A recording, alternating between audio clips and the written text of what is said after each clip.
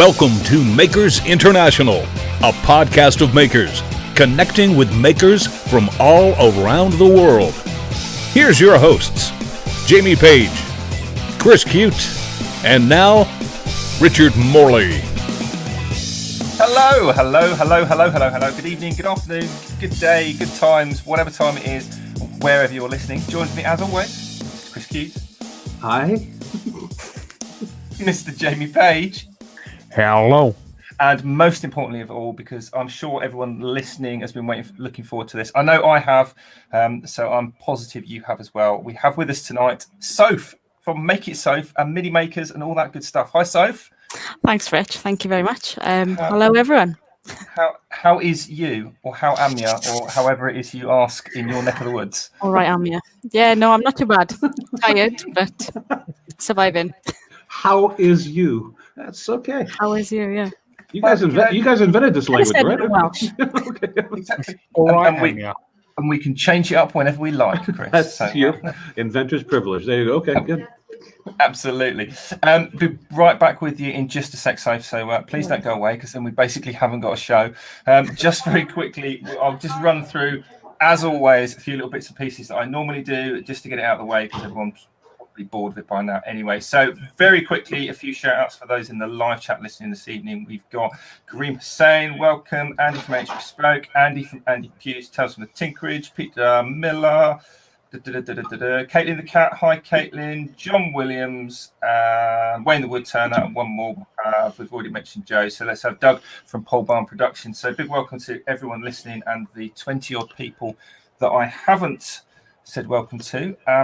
As always, this podcast is brought to you in part by Yorkshire Grit, Woodturner's Abrasive Paste, our good friend Chad over at Mancrafting, Pam from Highland Boxes, and a big apology and a big shout out, because Jamie's been telling me off about this, because I don't know how many episodes I've got away with messing this up, but a big shout out and thank you to Steve Nealon over at Harnell Media, because he basically runs and hosts and does everything podcasty in the background. I thought it was Jamie, but now, of course, it all makes sense why it works.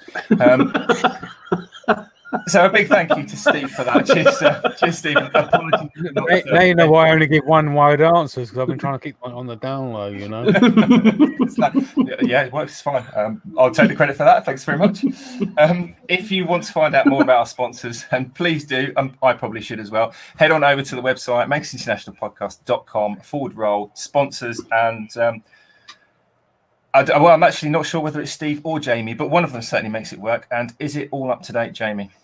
Yes. No idea. It's probably Steve then, isn't it? Yeah. Yes. Well done, Jamie. Thank you for that. Whoever, internet fairies, whatever it is, thanks for making it all work and making our life easier. Chris, we've gone from the sublime. Let's go to the ridiculous. Do you have any random list of questions for the week? Okay, so this week's question, who Richard thinks is ridiculous, comes from...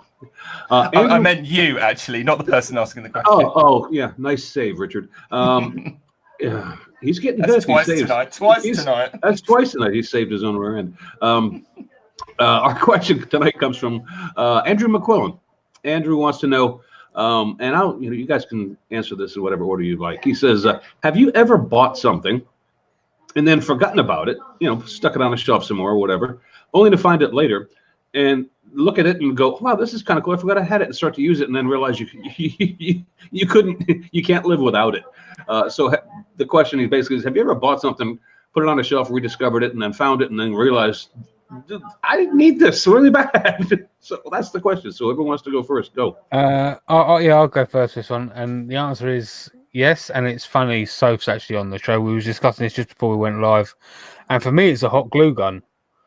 And really? I bought mine off of a Mike Walker review, again a Welsh person, funny enough.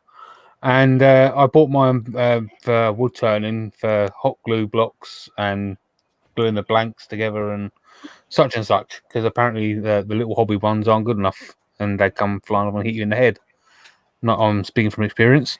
Anyway, so yeah, I bought a decent lot, hot glue gun.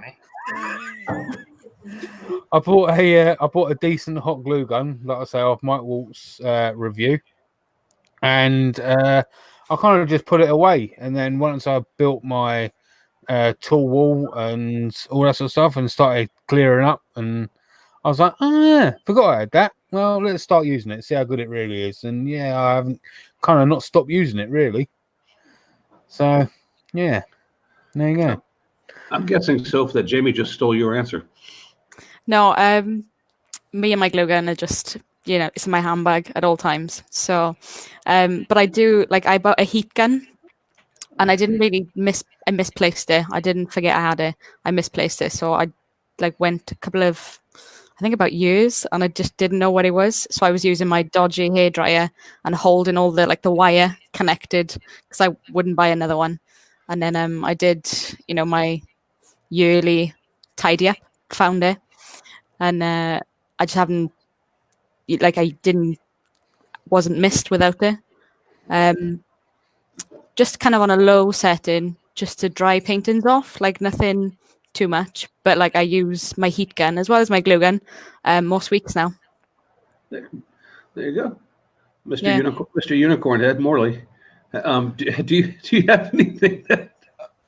I'm always losing things. If that, I don't know whether I've got anything that I bought and forgot I had, but I'm always losing things and then forget I have it and then find it or buy another one, and you end up with loads. I think if it's going to be one single thing, it's probably the Tim Sway's square or square. Tim Sway's, the metal one. He did. Yeah. Absolutely brilliant, and I carry it everywhere. Goes everywhere with me toolbox, so I've always got it. Every time I leave the van, basically, I've got it in my toolbox. But what happened? Because it's flat, it just slipped down underneath a box and got buried. Oh, and then I thought I'd just lost it, left it on a job somewhere, and then forgot about it. And it wasn't until I was actually tidying everything out, I pulled this box out. I was like, oh, and it's like. I recommend people do this because it's like buying the tool again. It's like that little sort of retail therapy thing. right. Yeah. It's like, oh, I've got this cool new tool that I've had for years but forgot I had. So it's probably that one.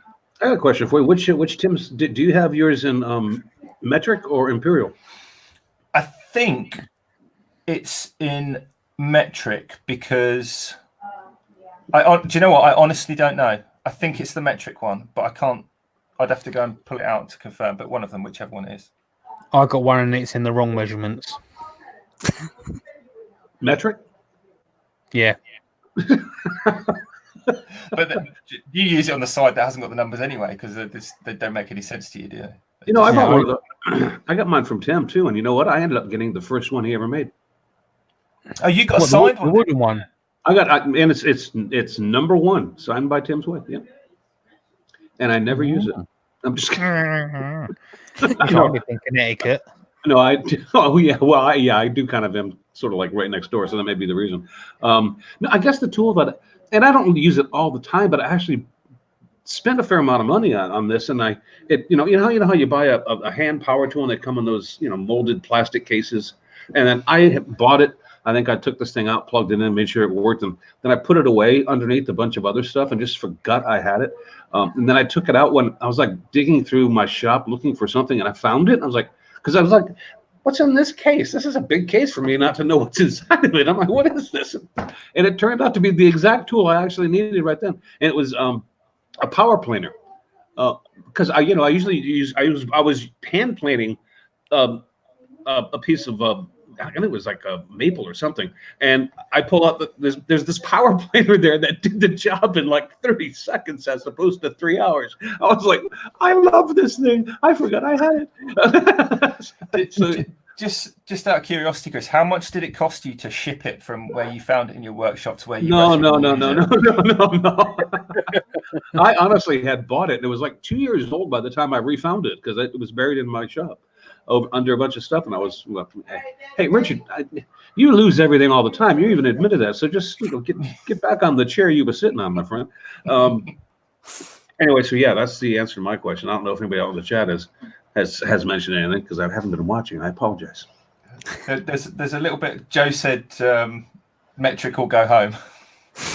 A few people have chipped up on the whole metric imperial argument, which I think is always amusing. But that's why he's no longer here. Bye, Jim.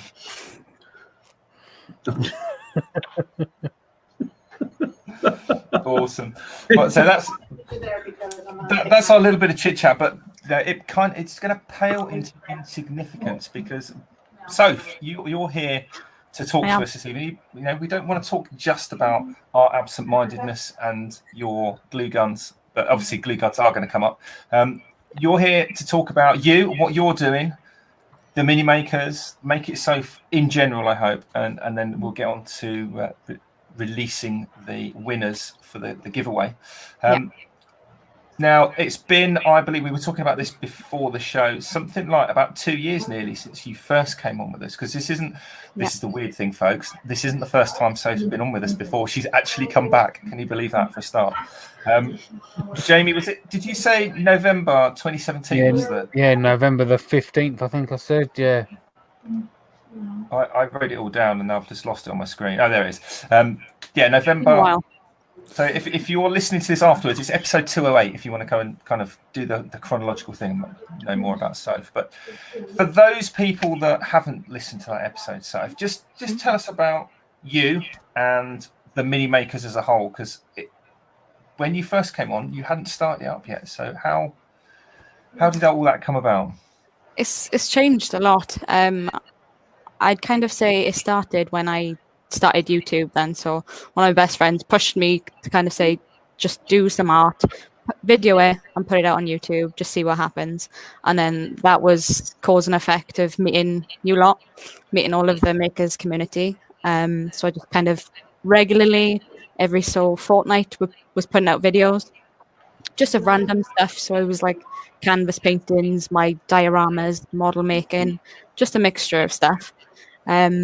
But it was one video in particular. I made a miniature box of chocolates, and this was just after I think I was on the podcast the first time, and I did like a Christmas series. But in that Christmas series, one of the makers, TB Makes, Todd Bailey, got in touch and said, my daughter's been watching your YouTube channel, copied what have you made with like the polymer clay, and showed me like what she had made. And I was so taken aback by it, like how of what I'd done in my corner of the shed made an effect in someone in Canada. Do you know, that was just insane to me. The first time that happens, it's a bizarre, like, really? Yeah. What? Yeah. Hey? But even now, I'm still taken aback that it's Canada. It wasn't like down the street. It wasn't, friend of a friend. It was that sort of distance. And then after that, I think it was March 2018, I started up the Instagram page and the Facebook page shortly after Twitter. And just wanted to go around kind of like shining a spotlight on kids' work, because you go on all of these maker profiles with dads, mums, granddads, aunties, uncles, and they're sharing these kids working in their workshop. So if my kind of space, Sophs Mini Makers, was just kind of a place to reshare the photos, then it's just kind of a nice little hub that is all sort of, together, and we're all kind of learning off each other and encouraging each other. And it's just kind of a nice atmosphere, really. And on social media, obviously, it's like the kids see it and they're like, oh, I'm on Facebook, I'm Instagram, all that sort of stuff. So yeah, it was just brilliant. And then I kind of got in touch with a couple of my friends that were teachers, and I did some volunteer work with secondary schools and primary schools. Some were unpaid, and some were paid. More were unpaid, and it was just going in to kind of work with the kids. But I kind of realised I was shredding through my materials pretty quick, and it was coming out of my pocket. So I kind of set up the Patreon page just to kind of put everything down there.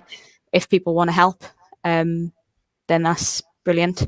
But otherwise, it's just going to kind of grow on its own and go at its own pace, sort of thing, because I'm trying to make and do things to kind of cover my bills, as well as paintings and pops and stuff like that, so I can get an income for me. But then anything extra is going on the mini makers then.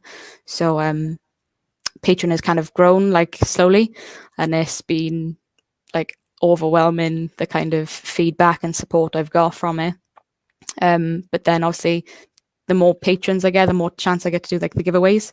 So I think that's why we're here today then, is the fact that I can do these giveaways out of my own pocket and just kind of encourage and kind of bribe, but not bribe, the kids to make something in like hope that they will want to win the end prize then. So it's working. It's just, I think I'm pretty hard on myself that I think it's not going as quick as I wanted to, but obviously I'm trying to juggle my own income as well as doing that.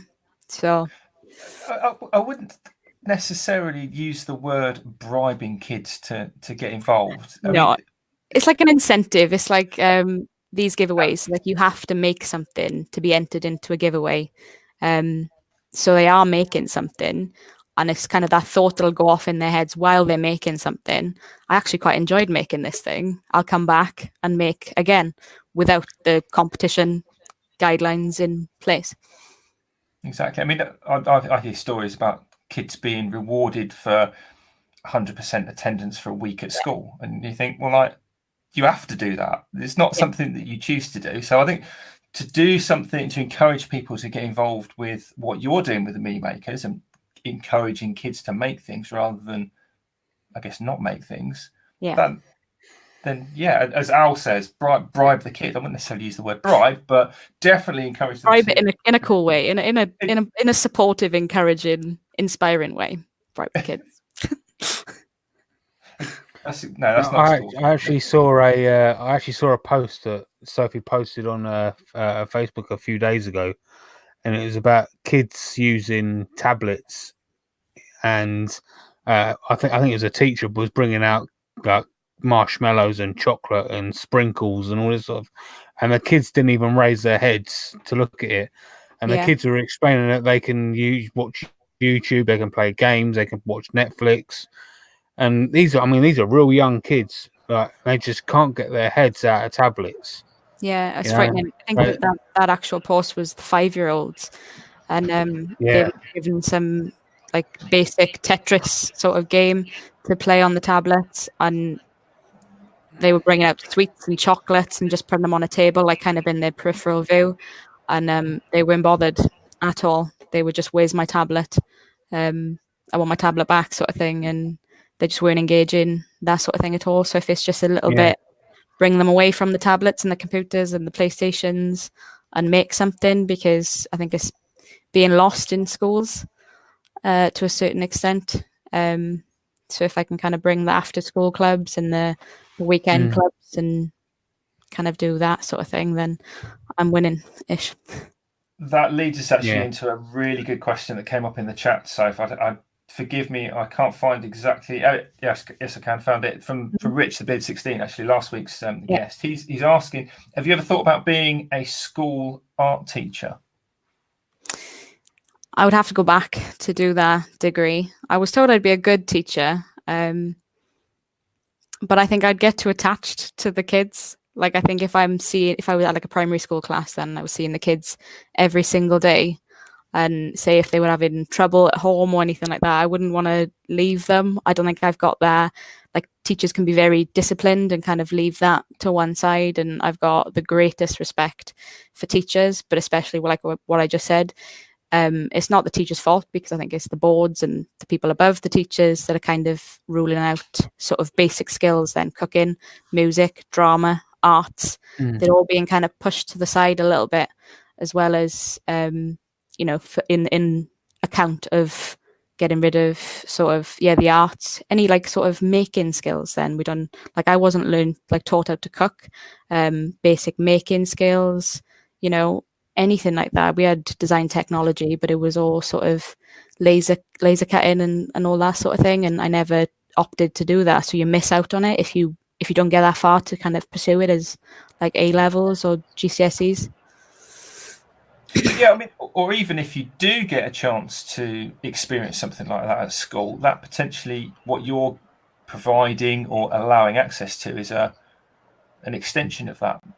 Yeah. I mean, the way I personally see what you're doing with the mini makers is not just about encouraging those kids that, you know, can't or don't or aren't even aware of taking their head out of something like a tablet, or are aware of the whole making things with your hands, and encourage them to do that, but also the kids that actually do but don't get a chance to do it any more than, you know, that 1 or 2 sections in school. So it's a long way, and it's, you know, it's an extension of kids being at school, being already exposed to making, as well as an introduction to for kids. Yeah. As well as I don't want to kind of restrict it to like a class then, like in just one space.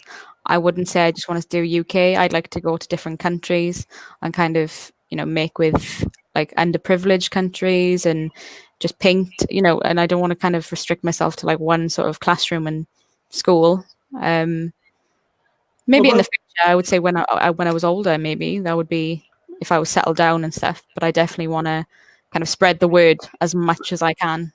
Well, I know you've been involved in, well, we talked about this beforehand. I know that you were at Axminster in Cardiff a couple times, but you've been in other places too. And you're talking about maybe expanding from there. But where else have you actually had little mini maker events? Yandles not so long ago, and I've been to a couple of schools and fetes, just local.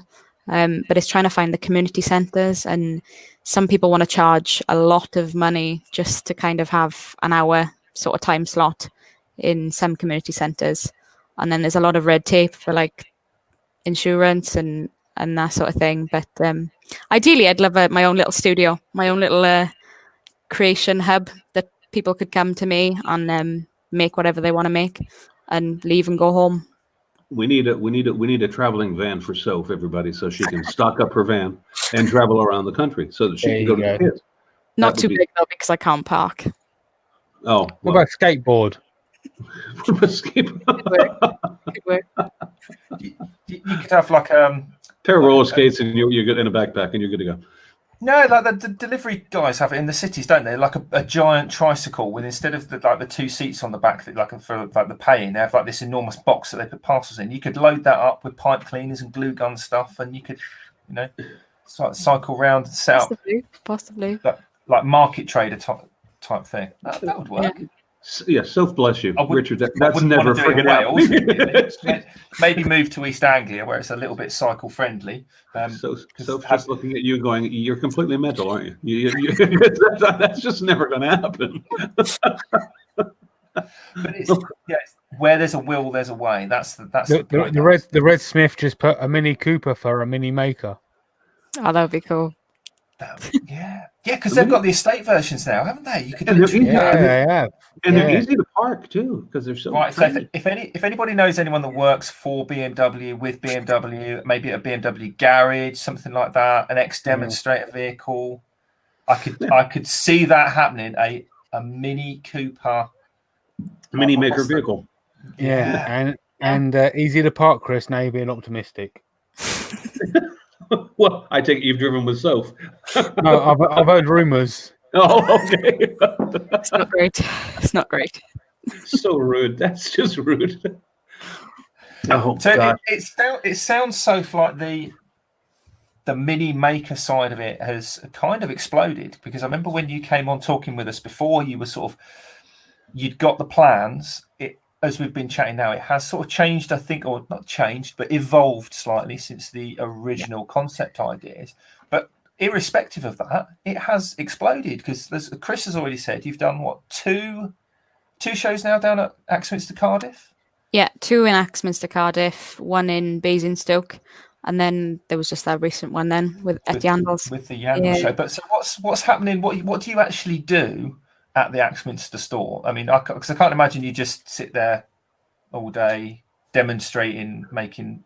No, it's not really demonstrating. I've kind of caught on lucky with Lee, the manager at Cardiff, because he's very, he's a believer in getting the kids involved, because the kids are your future customers, and he does want to see them get in and making stuff. So, he's been brilliant to work with, and then he can offer me like the 3 events kind of a year that I can do in mini makers. But really, because it's tools and machinery, I'm kind of restricted to kind of what I can demonstrate, because really I want to be demonstrating stuff you can buy in store, essentially. So if it's not glue guns, if I'm doing the craft-based subjects, it's not really anything you can buy in store. So I do the both because I want to like include the younger kids as well. So I'm doing like some of the paper craft and that sort of thing. But then just like the age range on, you know, how young have you got to be to use a glue gun. So yeah, I would like to expand into more like the craft stores, and I've emailed like Hobbycraft and Baker Ross and people like that, and they just don't reply. So it's hard, but like I think I've really caught unlucky with Axminster, because ideally I'd go to all of the 8 stores and kind of tour that way and go up and down the country, because really if I had 3 events a year in the 8 stores, that would be brilliant, because I'm catching a lot of people. But then in Cardiff there's only a small group of makers, only know about maybe 6, 7, like John and Clay, Shane, like Kirsty, like there's only a few. But like I know when the blind Woodturner was in, you know, Jamie just went, I can't remember, Sittingbourne, and everyone went over. Yeah. I'd like to go further afield and like catch like a lot of the other maker community, then the people that would just pop down and see me and have a chat and a catch up, because Cardiff is kind of out the way a little bit. Yeah, I mean, I guess if you look at anything like that, for somebody who's in a different part of the country, it's out of the way a little bit, you know, from that point of view. But like you said about Hobbycraft, I've been in the Hobbycraft stores before where there's been people doing their craft. So you might get somebody there doing knitting or crochet. You might get somebody using a sewing machine, stuff like that. So they definitely, as a company, they definitely do those kind of things. I think what you have to do, Soph, is probably actually walk into the store or make an appointment with the manager and do a face-to-face with somebody local, and then you could work it out that way. But trying to contact the corporation, no, not so much. Yeah. I mean, that's the thing about any corporation with anything is... Yeah, that's true. It's not necessarily the corporation or the company or the brand that is the up for it or not. It's that one individual that takes in the emails, and sometimes it's the difference between getting them on a good day or a bad day, or when they're busy or when they're not. You know, it's that lucky filter. But head down to Hobbycraft, maybe with about 30 kids with you, preferably banners and stuff like that. So hold a protest outside the store. Let us in.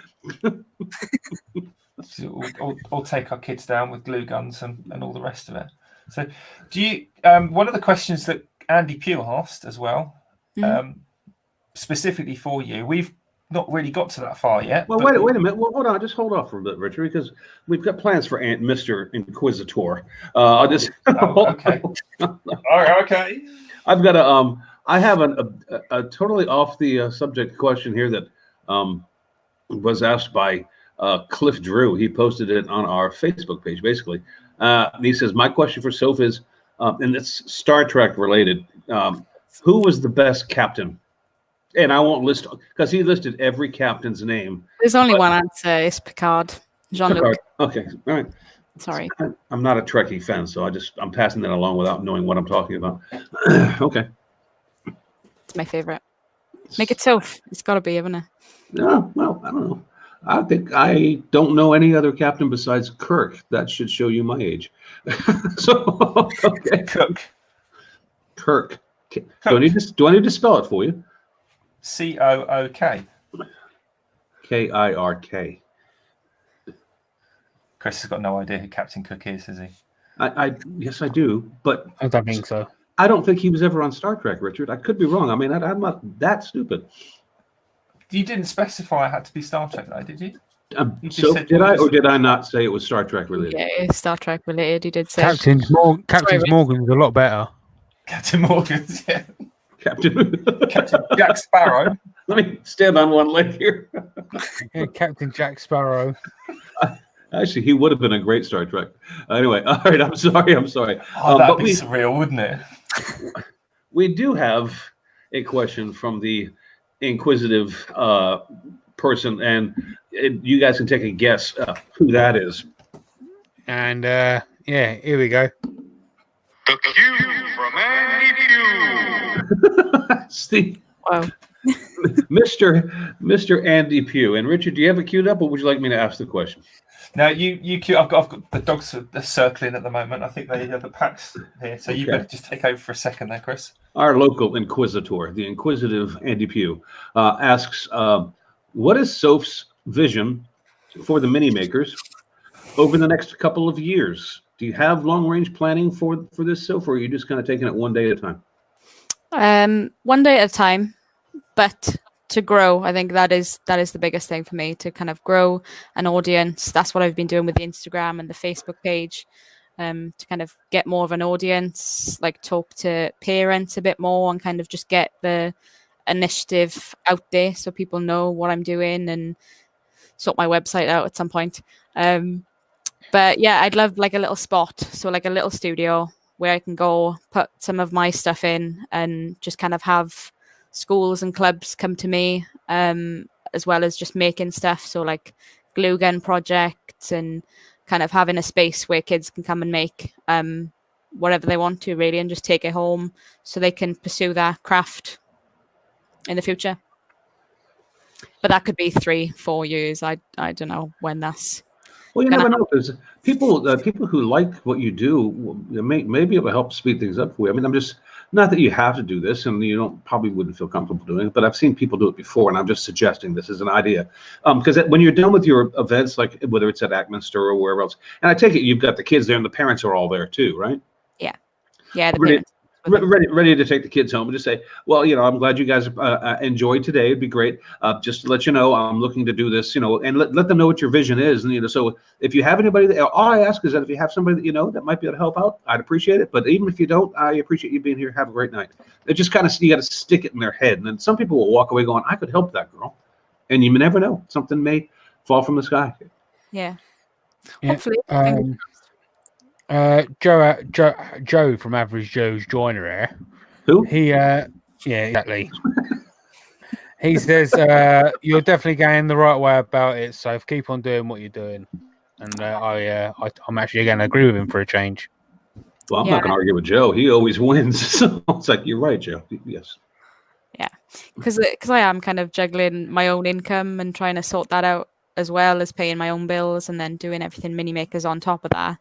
It has to take a bit of a backseat now and again, and not that I want it to, but I know like coming on and speaking about mini makers always just makes me happy and makes me excited about the future, because I know it's not finished yet. There's no sort of end date on it. I could be working on this for the next 60, 70 years, fingers crossed. So no, that's all right. I mean, priorities. I mean, you know what? I guess priority number one is, making priority number one, if you decide to do so, having it pay for itself is not a bad first step. I mean, if you can figure out a way to make it fund itself, and I'm not talking about so that you become rich and put things in the bank, just that you make enough money to do another one.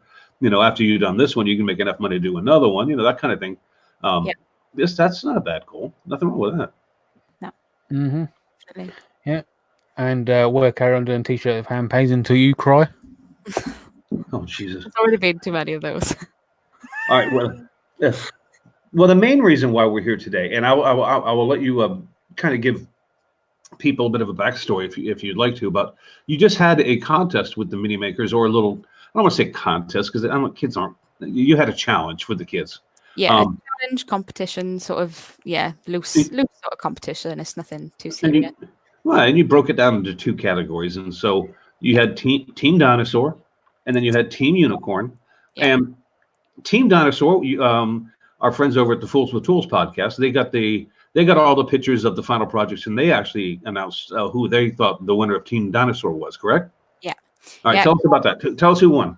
Yeah, Team Dinosaur competition, Carlos won, and he made this awesome paper mache dinosaur, like a Stegosaurus, I think it was, kind of out of toilet rolls and paper mache on top, and it looked incredible.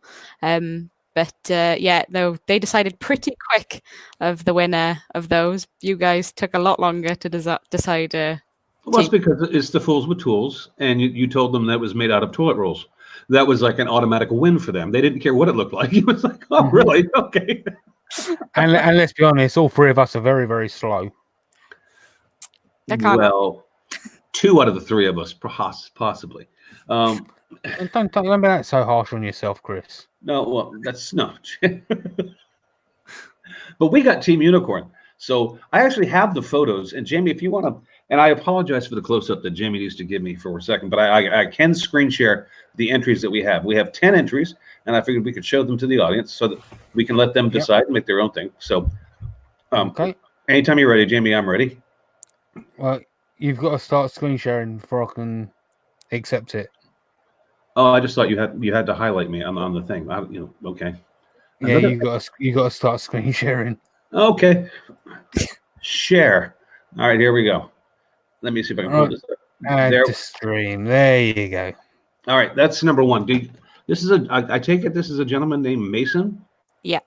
I didn't really know the ages on all of these, but this was a lovely story behind this one, because this Make Tinker Shay on Instagram, Mark, his son, and he told him about the challenge, like the full challenge, that it was Team Unicorn against Team Dinosaur, and he picked Unicorn straight away because his littlest sister is a massive unicorn lover, as we all are, and wanted to make it. Yeah, we are. Okay. I concur. That wasn't a. I thought that was lovely for him to make that for his sister. So, yeah, brilliant. Okay, yeah. Everybody except the American in the room. All right. Okay. So that's number one. Yeah. Number two was this one. Is it Isla? Isla. Irish. Yeah.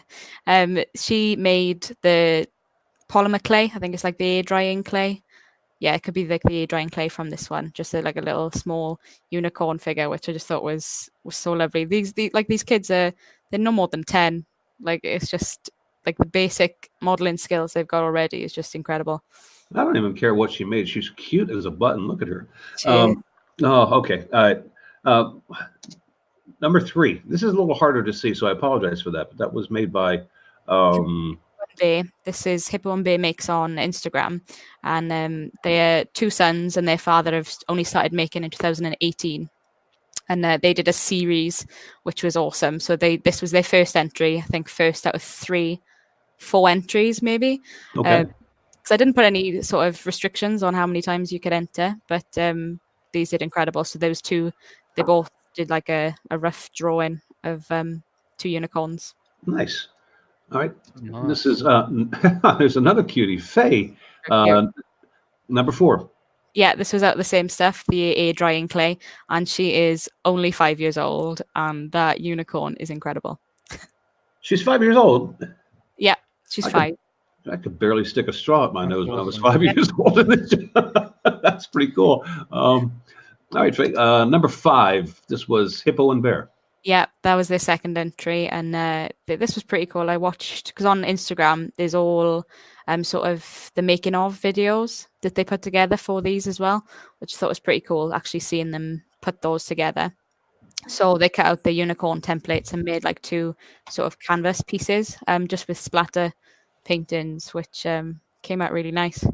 It did come out nice. All right, number 6. What is it? 8th? You tell me. Yeah, some don't want like the kids' names on the things, which is absolutely fine. Like I don't mind. But like I'll put the on the certificates I send out, I leave them blank if they don't want to tell me their names and stuff. So yeah, this was a small diorama using a shoebox. Awesome. All right. Brilliant. Lydia. This was kind of a mixed media piece.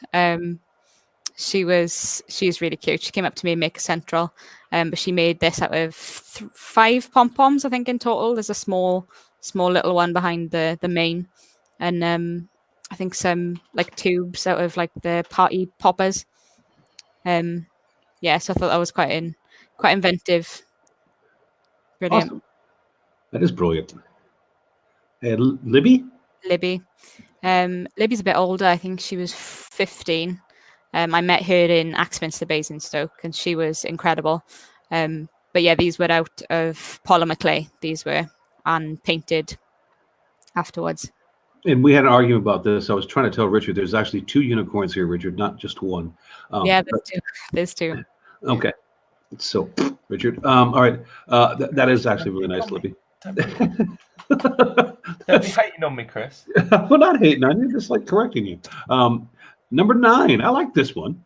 Yeah, this was like a cool sort of like the prop I think they made, but they actually this was the best build video I've seen. But it was so different. This is what I love about watching the kids' imaginations at work, because you say Team Unicorn, make what you want. There's no sort of restrictions as to materials you can use or size or anything like that. And this is what they came out with, and I thought that was really clever. When I saw this the first time, I said, you know what? You could throw some wheels on that and make that a unicorn car. I was like, I like that. Anyway, all right.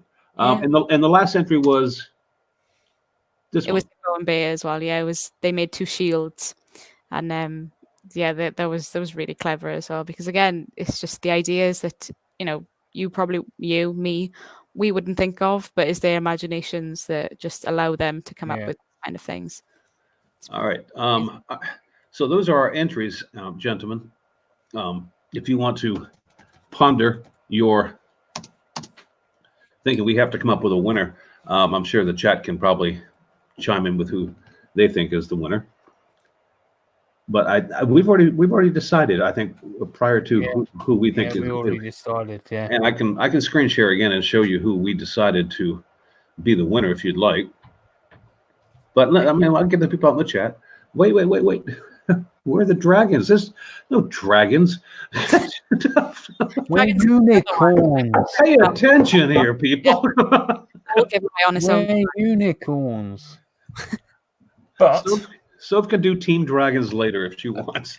Exactly. That's a good inspiration for the next one. Yeah. So we've got a few people chipping in.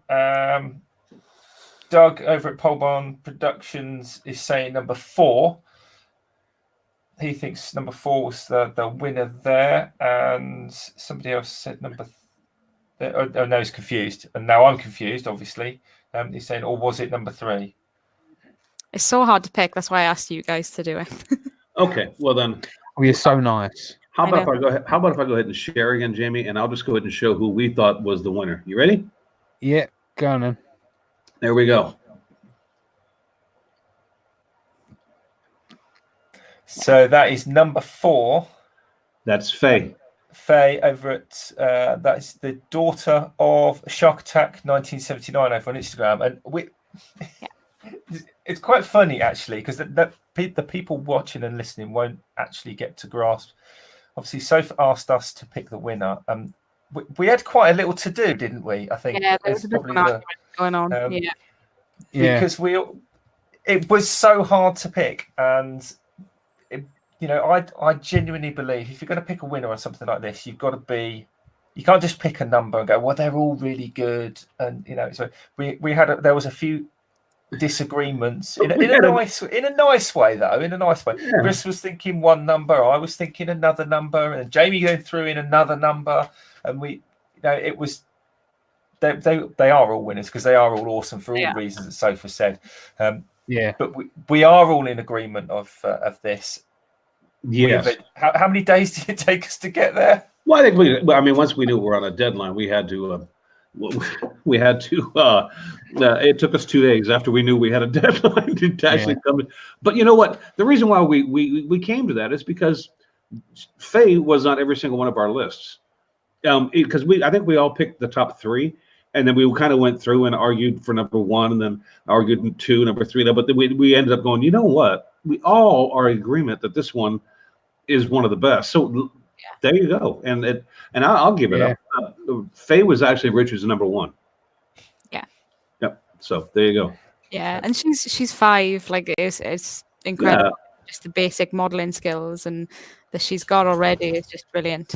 But yeah, I want to give a special shout out to Hippo and Bay because they put a heck of a lot of effort into their sort of ones to do like the 4 entries and the making videos as well. And they were involved in the last giveaway as well. So they're just brilliant. So well, they were in one of my top 3 as well. So it's not like that. And you know what? The kids, they all did great. You feel horrible trying to judge kids and say who was the best and who wasn't. They were all brilliant. I mean, they really were. They were them. Just the fact that they took the time to do it is impressive. Exactly. That's exactly what I was going to say. Every single one of those. I mean, and from that point of view, you could then, I guess, single out Hippo and Bear because they put more than one entry in. So that is, 2 or 3 or however many entries times worth of Definitely. single one. But at the end of the day, the kids are the winners because they are getting on doing it. Yeah. That's the other thing. And the parents to encourage them to do that as well. So what more can you say? Exactly. And it was the biggest sort of turnout that I had for a giveaway. It was the biggest one for entries. So yeah, it was brilliant to kind of see them all come in, and like a huge thanks to all of the parents that kind of do. I almost forgot about that. So what did these kids win? It's kind of like just stuff that I can put together out of my pocket, really. So I think Carlos got his winnings early in the week. I did put that up on Instagram, but it's kind of a little notebook, pens, pencils, rubbers, poo marbles as they're called now. So unicorn and dinosaur poo marbles, and just kind of little just bits like that'll go in their pencil cases for school and that sort of thing. That'll encourage them to make more, and yeah. So it's and a 6-pack. So is that pretty much the same package for Faye? Yeah, just like the unicorn version, because I kind of put out in the very beginning a screenshot of all of the dinosaur presents and all of the unicorn presents, and then wherever your entry went is kind of what you would entered in to win it, either like the dinosaur or the unicorn package. And a 6-pack. Maybe not. Kids. Jamie. Wow. I think Jamie meant like a 6-pack of coloured pencils. Yeah, fruit shoots. What am I thinking? Yeah, you make me out to be the bad guy again. Yeah, right. Yeah, I'm sure that's what you meant, Jamie, because we all know how serious you are. Make me out to be the bad guy. Sophie's the one that said poo marbles. Oh, that's what I called, honestly. Dinosaur poo marbles. I've just been distracted by the chat, and people listening are probably going to thank me for this because it will take us away from talking about 6-packs and poo marbles. Anyway, Hippo and Bear has just commented. He said he didn't realise that you could have multiple entries. They just got carried away and making unicorns. And for me, that's awesome. That's the icing on the cake. That's what it's about. You want to get lost in making. So that's achieved, mission accomplished on my behalf, really. Absolutely, and that's brilliant. Good for you guys. Yeah, and I'm gonna.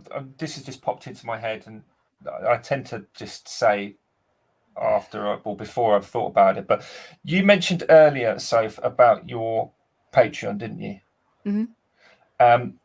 Now, anyone that I know, there's a Patreon. The topic is a bit Marmite. But if you were that way inclined, I personally, I do support you on Patreon, and I would recommend, if you can, then Soph and what Sophie's doing for the younger generation would be, in my own personal opinion, a good thing to support over somebody else, and that's not just detracting from anyone else. That's just saying, maybe think about supporting Soph if you can. If you can't, Soph's not going to hate you for it, and neither's anyone else. But that in my eyes is a good thing, because that helps pay for things like this, which then relates back to what Hippo and Bear just said about getting carried away at making things. Yeah. And at the same time, like it's the stickers and the certificates, because I don't want to say you're a winner. No, but like the rest of the entries don't get anything. I still want to make sure that I send certificates and stickers out to every single kid that's entered, so at least they get something from it. And then it's obviously the postage fees, and it does all kind of it adds up. So if you can, it's so appreciated. But if you can't, then it's no problem. That's nice. I mean, that goes towards what we were talking about earlier about funding it and getting it to fund itself. So yeah, what's your problem, people? What are you, skint? Come on.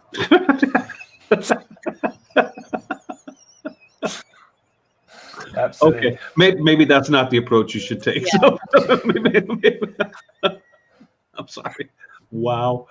Maybe that's a conversation for the after show. If you're not going to support Soph, and you should, then go. We're joking. Obviously, we're joking, and we're disappearing off down an unwanted route there. So where now are you looking to take the mini makers? Where are we moving on to? What's your next? More giveaways, more shows? Have we got anything new coming up that you want us to tell everyone about? Or I am hoping to do a Christmas giveaway. It's funds on my behalf at the moment because I'm kind of sorting out other stuff from the pop finals, and that's kind of taking up a lot of my time at the moment. And I've also had a painting commission that I'll be able to show everyone this week, but that took all of last week away from me. But yeah, pop finals are kind of my next sort of thing. So when the money starts coming in from them, I'm going to do a Christmas giveaway, which I think is going to be brilliant.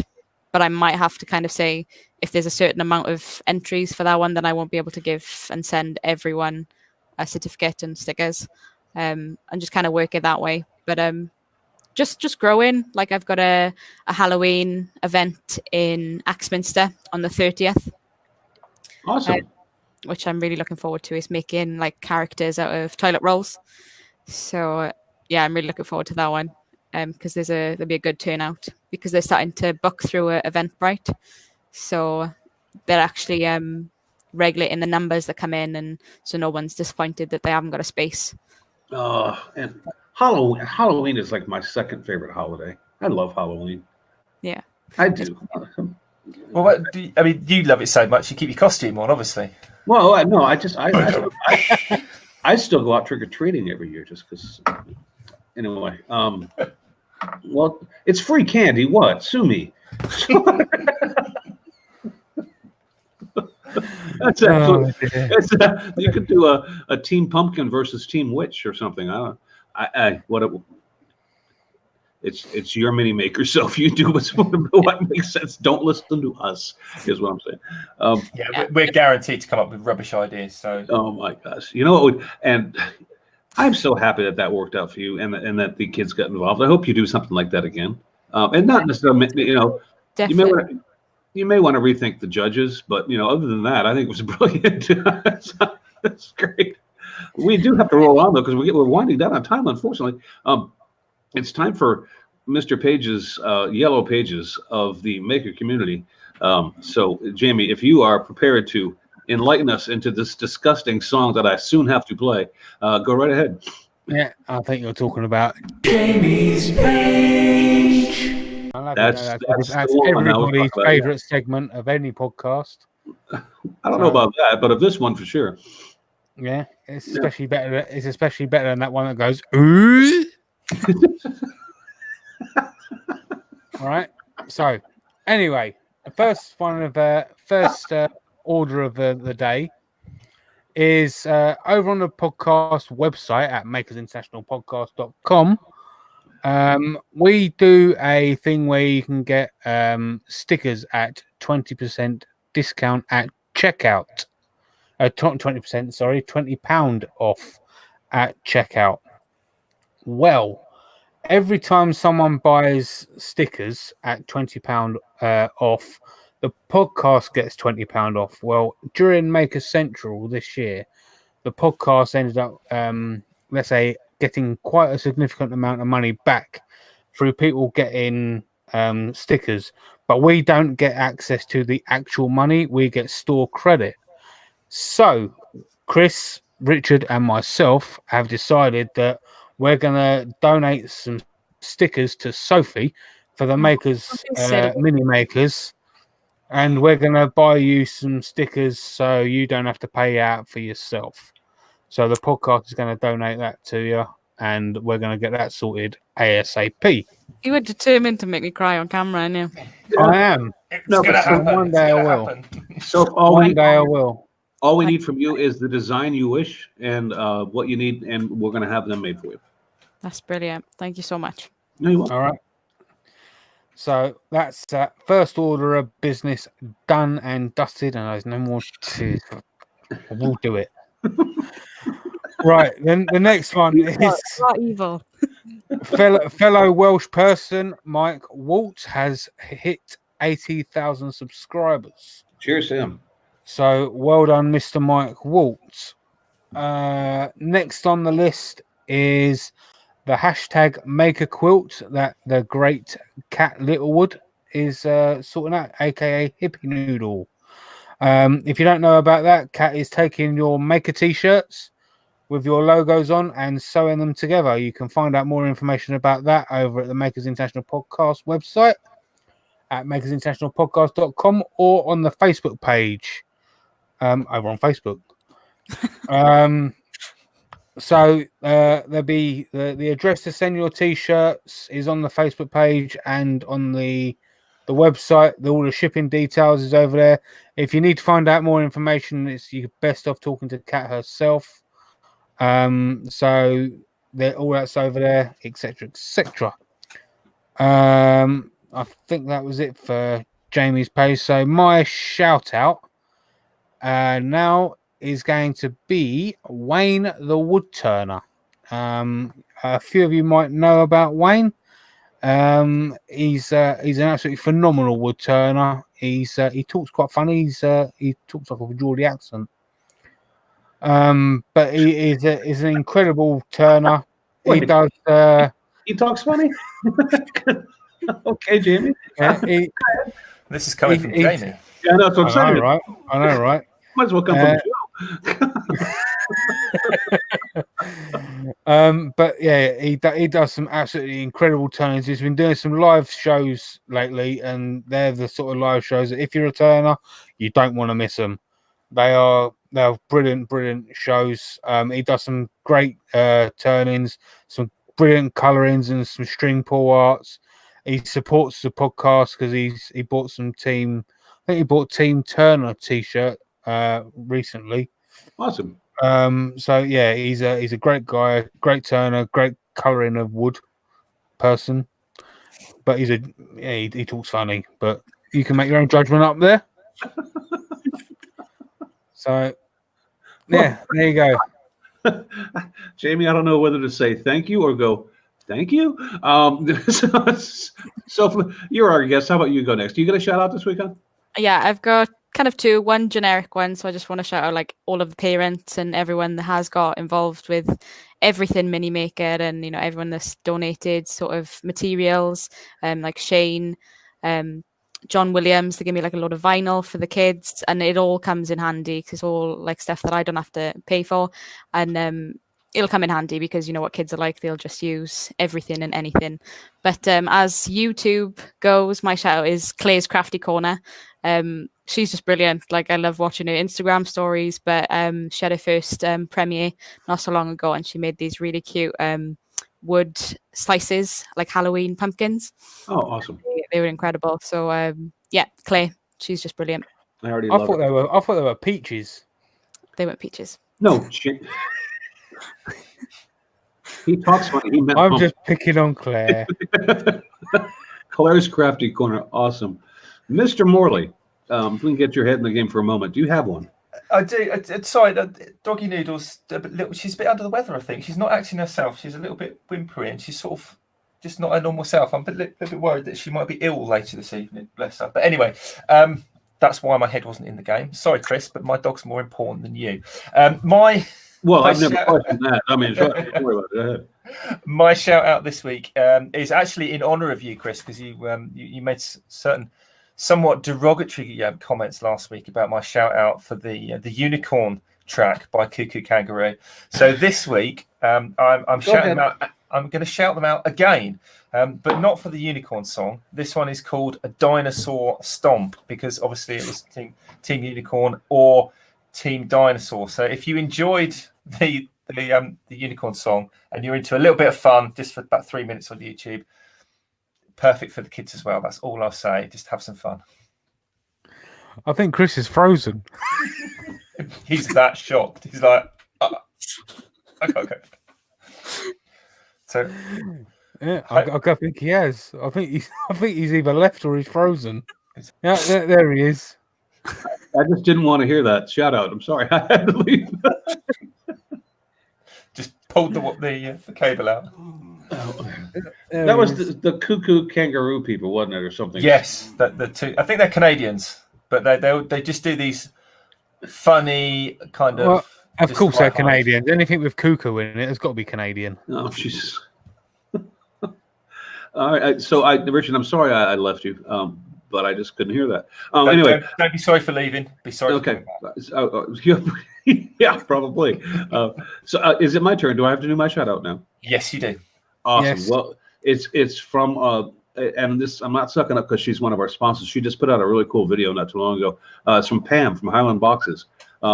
She did a video. If you're even remotely interested in resin casting, go check out Highland Boxes YouTube channel because she has a lot of good information on there. She did a video titled the Man-Eater mold, and Man-Eater is the product line. But she cast some pen blanks in this mold and then showed you to them, and then they all came out super awesome. I just thought it was kind of cool because I've only done minor resin castings in the past, and Pam's like almost a master at it. So if you have an opportunity and if you're interested, check out Highland Boxes. Pam from Highland Boxes is my shout out this week. Good video, Pam. Well done. Yeah, it was awesome. And it seems like Richard's now left us. So, Richard! Yeah. There he is. If Richard's not here, It's only fair. I left for his. He can leave for mine. That's fine. No, honestly, I'm genuinely worried about Doggy Noodle. She's just a little bit. Like when dogs are unsettled and they just sort of go and sort of whimper. Yeah. She never does that. She never does. She's done it like 5 or 6 times while she's been in here, and then just gone and sat herself in the corner of the room. So I'm a little bit concerned that she's all right. So that's why I just went. Well, let's wrap this up then, so you can go tend to your baby. Yeah, let's do that. So, Yeah, let's do that. Excellent. Not me. No, I know, Richard. I'm not making fun of it. I hope your dog's okay. I honestly do. It's just wow. Because vet bills are really expensive. That's why. Oh, well, that's true. You're right. Never mind. So yeah. Anyway, so what can we say? Thank you for coming on, and we do love supporting what you do, and I'm sure people in the community do as well. Like, what more can we say? Hopefully you'll come on with us again at some point. Let's not leave it a year though, because you seem to be coming on sort of every 12 months or so. Yeah, no. The months just seem to be flying. But yeah, no, thank you guys for having me on, and thank you for being awesome judges. Well, thank you for asking us. It's Richard. Let me explain this to you. It takes us a year to convince Soph that it's okay for her to come back. Yeah, and she was being sarcastic when she called us awesome. Yeah, she was. I can read sarcasm. Soph is much nicer than we are, in case you haven't noticed. Anyway. But then there are so many people that fall into that category as well. So, doesn't matter. Quite true. Which brings us neatly into the little wind-up. So, again, Soph, thank you for coming on. Chris, you can just edit that bit out. Thank you to thank you also to our live listener audience. So, if you are still listening, thank you very much. If you're not, we will say what we like about you. I'm not too sure whether we're going to do we're on Instagram, not on Patreon, free after party that we don't do that you pay for, and all the rest of it after the show. We'll sort that out somewhere in the future. But until next week, when I've got no idea what's going on, you all take care. Have a great week, everybody. Night, See you guys. later. Bye-bye.